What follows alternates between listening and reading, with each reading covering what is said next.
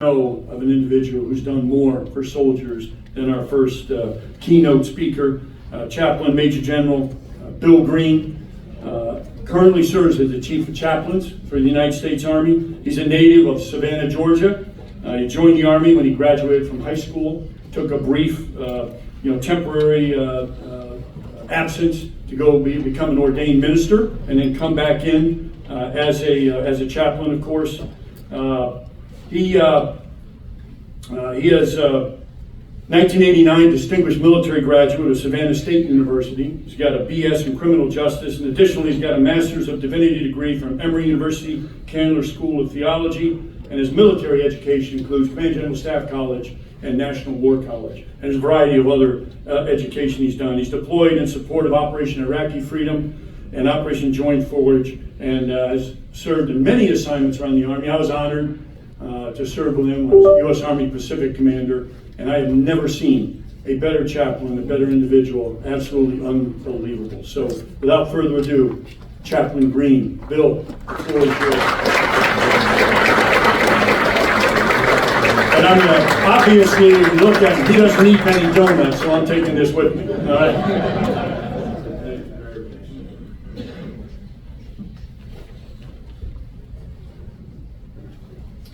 Good morning. Hope everybody's having a great Army day. Thank you, General Brown, Lieutenant General Francis, of course, Lieutenant General retired Les Smith, Sergeant Major of the Army retired Daly, Lieutenant General Harder, and of course, Brigadier General retired Haley, and all of our friends of the United States Army, and to everyone in this room today. If you're in person or online, welcome. Thank you all for taking the time to participate in this critical discussion. We are here today because we care. We care about our soldiers, we care about their families, we care about the strength of our Army, and we care about one another. No matter your role, whether you serve in government, military, or industry, or academia, you play a vital role in shaping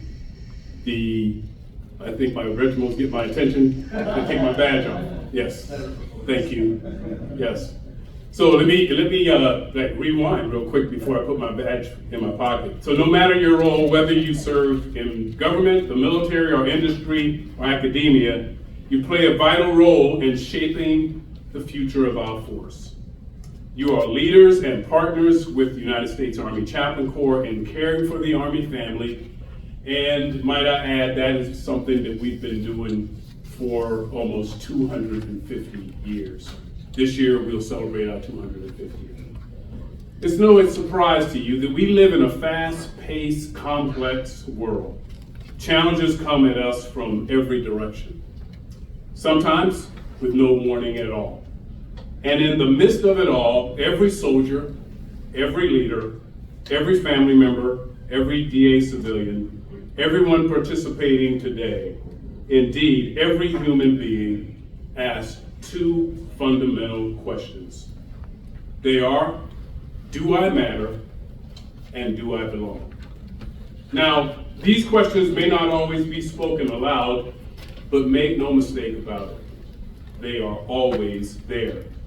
And our answers to these questions largely depend on the quality of our relationships, on whether we feel truly seen, valued, and connected to those in our lives. Now, our relationships, they absolutely shape a sense of purpose, our mental and emotional well-being, and ultimately, the strength of our force.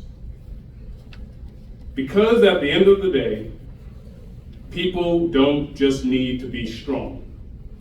They need to know that they belong. And they need to know that they matter. So not so long ago, I was talking to a chaplain, and he shared a moment from years back while he was sitting around a fire with a group of soldiers, battle-tested men and women.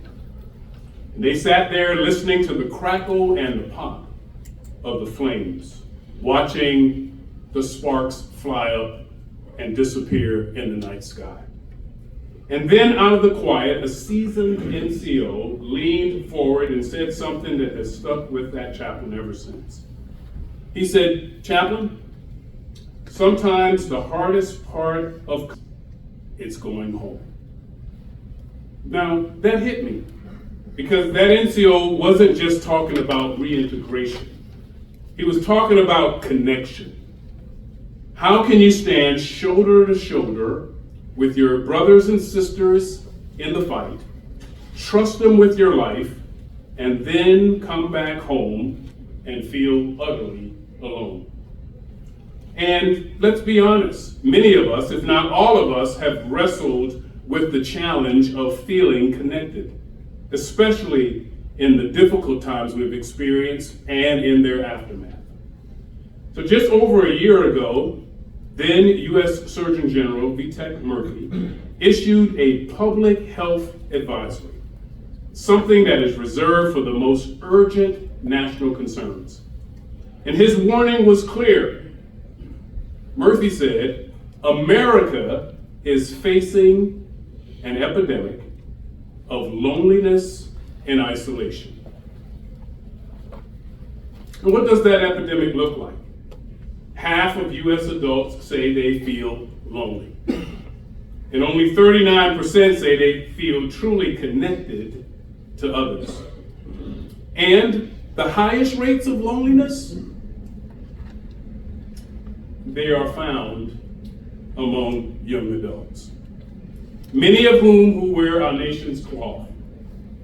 This epidemic of loneliness isn't just about emotions, it's about survival. Decades of research show that chronic loneliness increases the risk of anxiety, depression, physical illness, and suicide. Loneliness affects the body, the mind, and the spirit, and it weakens resilience. And in the military, that means it directly threatens readiness. So our focus today on the resilient soldier is timely.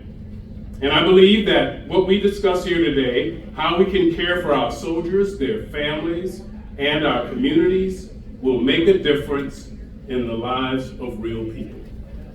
So we're going to delve into this topic to find out how we, as individual members and leaders of organizations and installations, can help the Army deliver combat-ready formations and build healthy, safe, and connected communities that enable us to grow through adversity and strive in all circumstances. And we all know that health and holistic fitness is the Army's #1 investment in soldier readiness and lethality. But H2F is more than a program. It is more than a box check. It is the foundation of warfighting excellence. And like General Mingus says, we've got to be able to get to the fight, win the fight, and get home from the fight. That's what holistic health and fitness is all about. A resilient soldier isn't just physically fit. A resilient soldier is strong in body, mind, and spirit. And resilient leaders, they don't just survive hardship. They carry difficult missions to their conclusion. Resilience is more than just looking back or bouncing back from hardships. It's about standing strong and ready together for the next challenge, the next mission, the next fight, knowing that we can trust the people on our left and on our right. And here's the truth. That kind of resilience isn't built in isolation. It happens only in genuine connection. It happens when leaders invest in their people, when soldiers look out for each other without exception, and when Army organizations and installations become places of strength and connection. Not just for those who wear the uniform, but for their families and our Army civilians too. Speaking of families, let me say this clearly. Our soldiers do not serve alone. Behind every uniform, every mission, every deployment, there is a family. And sometimes we don't talk about them enough. We honor their resilience, but we don't always acknowledge the weight they carry. We ask a great deal of our families, both in war and in peace. And time again, they absolutely answer the call. They hold the line at home, I know my family does, and they do that so that soldiers can hold the line in combat and also in training.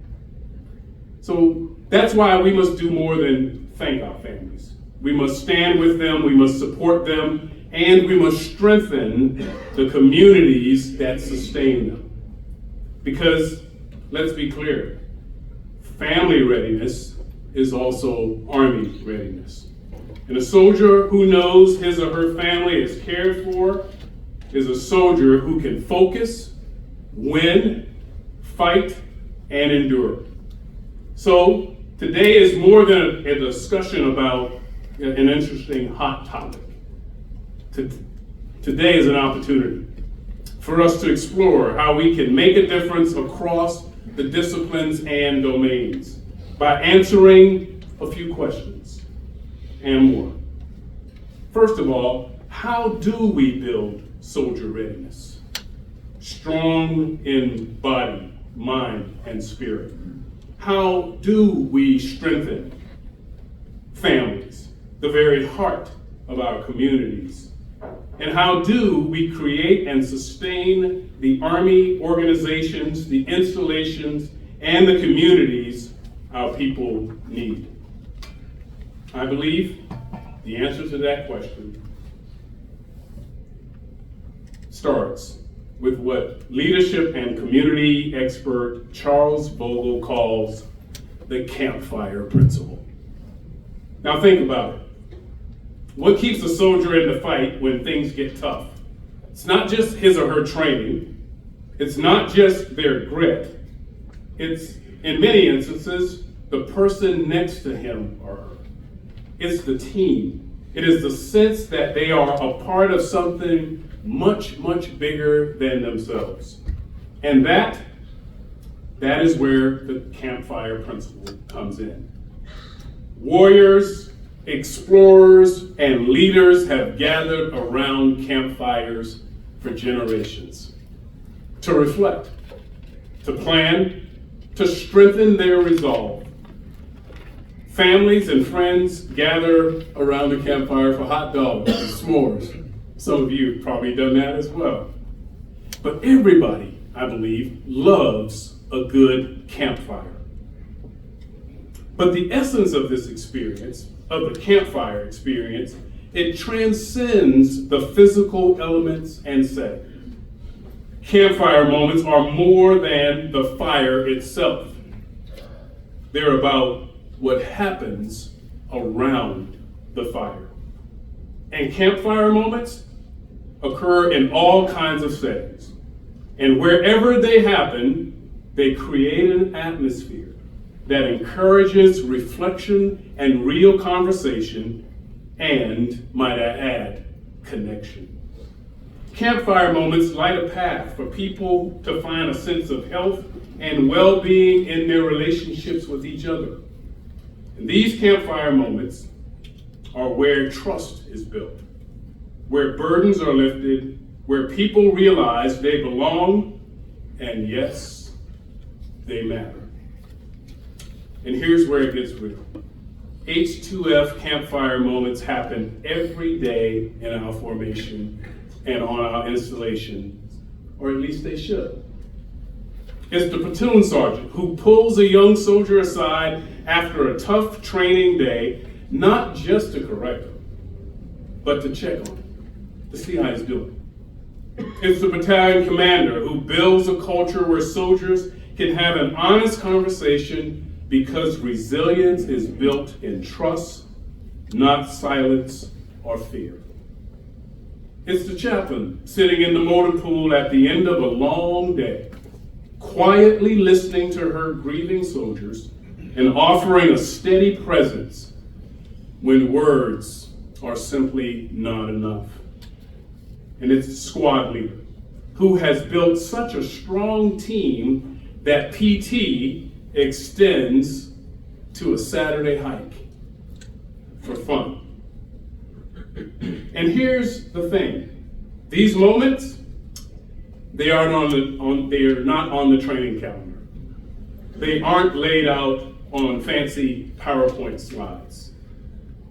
But they are decisive moments of leadership.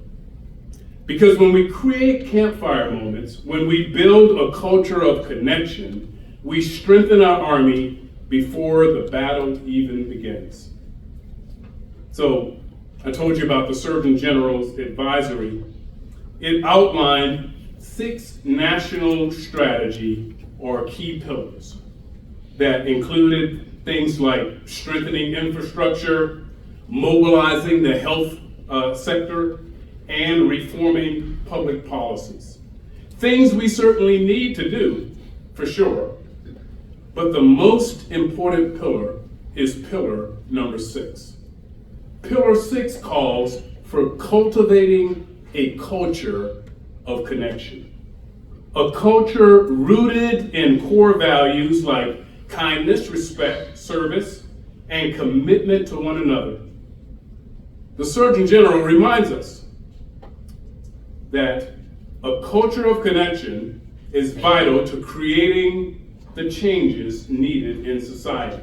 And while programs and policy can be helpful and impactful, the informal practices of everyday life, the norms and culture of how we engage one another, how we listen to one another and lead significantly influences social connection. So our shared beliefs and values drive our individual and collective behavior that when shaped around programs and policies, they help. We cannot be successful in the other pillars without the underlying culture of connection. That's the good news. It means change is in our hands as a community, as academia, as an army. And like Winston Churchill said, shape your surroundings and they will shape you. We absolutely become by doing. The actions we take, engaging and listening and leading, will shape the culture of our Army and deliver disciplined, cohesive, and combat-ready teams. The teams we need. This is our challenge. It is our opportunity. And today is about learning to partner with one another in a new way, or in new ways, to ensure we have a connected Army, connected warfighters, connected families, and connected teams. Now this mission takes all of us. Senior leaders set the visions, chaplains, religious affairs specialists, mental health professionals, and H2F performance teams build resilience. Industry and academia bring research and innovation, and families and community, they provide stability. And readiness isn't built in isolation. It's built on tough, shared purpose, struggle, and shared sacrifice. So for 250 years, the Army's greatest strength has never been its weapons and technology.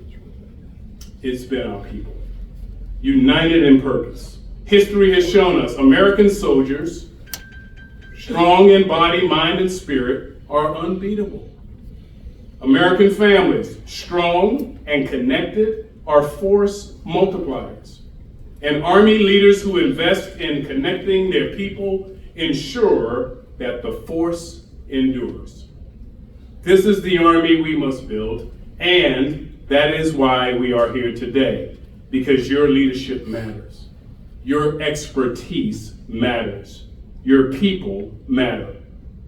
We're especially grateful for the panelists who will join us today and help us explore how we can build solid partnerships to help ensure our warfighters and their families are strong, healthy, and connected, and ready for whatever challenges the future brings. We have the right leaders in this room and online to get this done today. We absolutely do. And I want to thank you for participating today. And thank you for the continuing effort for tomorrow and beyond. May God bless you, and may we have a wonderful, wonderful time today learning how we can build an Army that is absolutely connected with all of the elements that we mentioned before. Thank you very much.